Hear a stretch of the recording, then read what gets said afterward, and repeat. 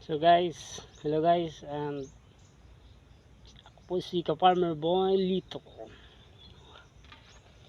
So sa araw na to guys,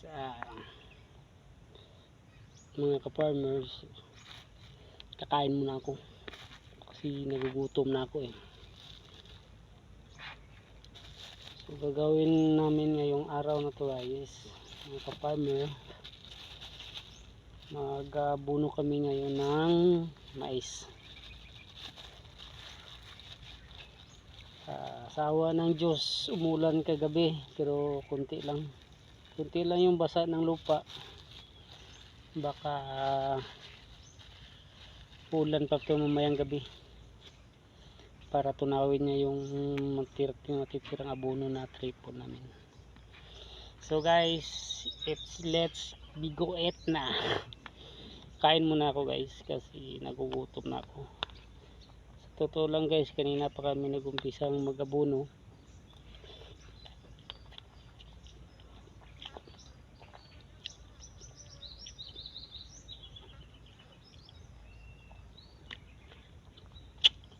Kaya nagugutom na ako, kakain na naman ako.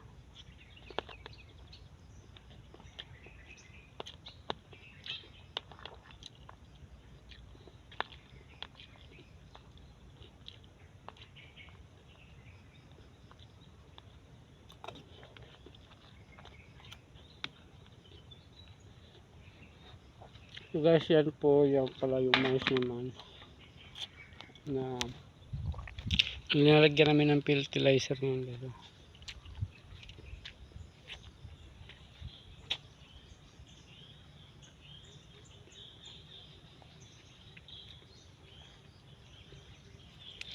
Ito po yung abono namin guys, triple tsaka urea.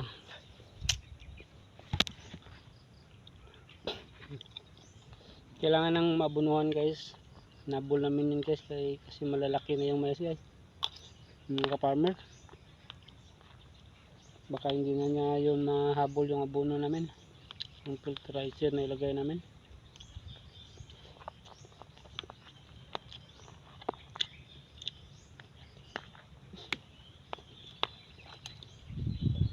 Kunti-kunti lang yung ulan dito pero nakakaraos naman kasi nababasa naman yung lupa kunti. Ang matagal lang na tunaw yung triple 14.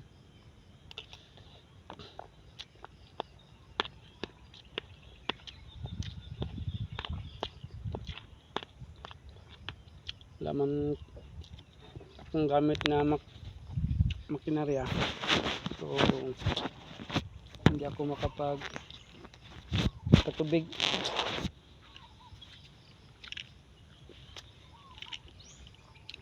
Hindi ako makapagpatubig guys, mga ka-farmer. Kaya maasa na lang ako sa pakunti-kunting ulan para maka-survive na yung mais ko. Survive yung mais namin, ang aking asawa. So yung asawa ko guys, doon sa loob, apply pa ng abono. So ako hindi pa ako nakakain ng agahan, so kakain muna ako. Yung ulam namin guys, log saka baka, corn beef na may kasamang sili green.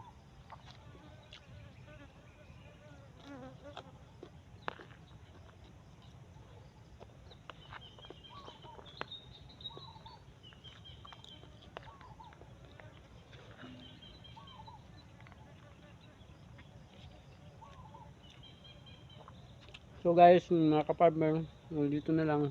So watch again yung mga post ko pa ng mga video.